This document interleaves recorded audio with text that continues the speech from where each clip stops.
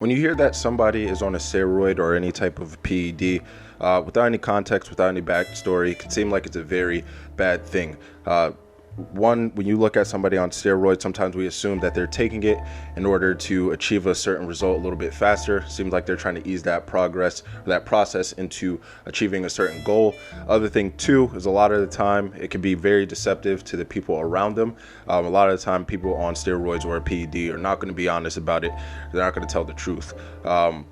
With that said, there is a time that I think it's absolutely fine, that I think it's absolutely okay for somebody to take steroids or to be on a PED. What's good? It's Khalil Jamar. Hope that all is well with you guys. If this is your first time on my channel, make sure that you do subscribe. If this is not your first time on my channel, thank you for coming back. Now, like I said, when you hear somebody is on steroids, again, this is with no context, with no backstory, it does seem like it could be a very bad thing.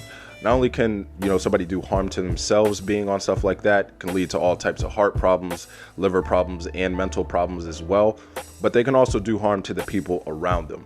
Here's what I mean by that. If people are seeing the results you have, they see that you have this great physique or that you're incredibly strong, and they don't know that it's being driven by something that you're on, they're going to start to believe that the results you have are naturally achievable when they're not. The other thing too, like I said, it's going to look like you're cheating. It's going to look like kind of like you're trying to take the easy way out into achieving a certain result or to achieve a certain goal. The one time though that I think it's absolutely okay, that is absolutely fine for somebody to be on a steroid or on a PED, is when they have reached their potential naturally. To give you an example of what I mean, one person that comes into mind with something like this is somebody like a John Hack. John Hack is one of the best power lifters that there is. He's extremely strong. Just to give you an idea of how strong this dude really is, at his last meet at 197 pounds, he was able to bench 561 pounds. That's about 2.85 times his body weight. It's an achievement for the average human being just to bench 1 times their body weight. So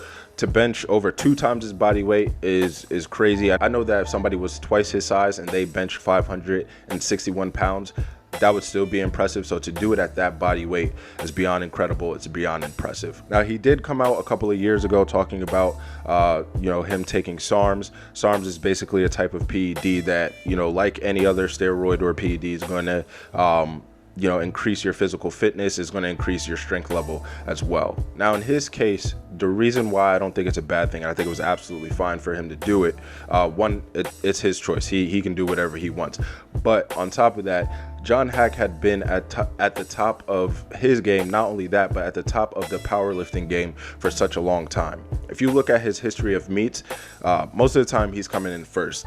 Very rarely is he ever coming in second. He's never coming in third, fourth, fifth, whatever. And in a sport like powerlifting, which is solely based on your strength level, there's a limit for how strong you can naturally get. So once you start to reach that limit, you've kind of already proven yourself. You've proven how strong you are.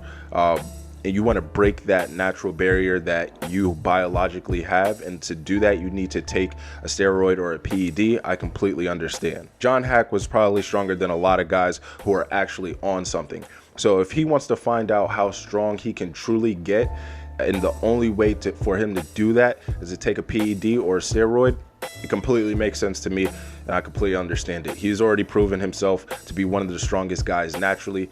Now it's time to find out how strong he can get, being on something. We also see bodybuilders do this as well. Again, this is the top of the top. This is not, beginner level. These are the guys who are competing against the top bodybuilders in the world. And most of the time, those people are, I don't want to say most of the time, probably all the time, those people are actually on something. And if you want to have a chance at competing against those guys, and the only way to have a chance is to be on something, that makes sense. The only thing that I don't like is the deception part of it. A lot of the time, these bodybuilders are creating programs, they're giving out advice, and most of the time they're telling people through hard work and dedication that a bodybuilder's physique is naturally achievable. Let me tell you something. This right here, this is not naturally achievable. You cannot put on this much muscle in a lifetime, first of all, and then stay at this body fat, below 10% body fat year round. It's just not biologically possible. But the part that I do understand, like I said, is if you're competing at a top level, and the only way to remain in that remain and at a competitive state, I guess you could say, is to take a steroid or to take a PED, I completely understand. In the case of John Hack, he's not really trying to compete against anybody. He's just trying to find out how strong he can possibly get. He probably already found out how strong he can be naturally.